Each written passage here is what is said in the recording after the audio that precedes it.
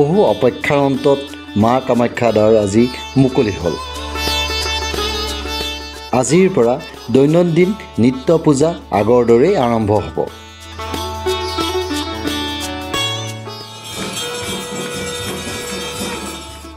নীলাচল পৰ্বতৰ বুকুত সাধু সন্ত ভক্ত আদিয়ে অম্বুবাচী মেলাত ভৰি পৰিছিলহি।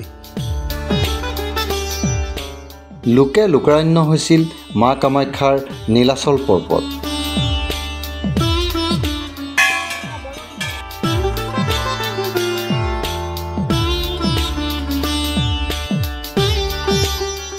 জয় মা কামাখ্যা।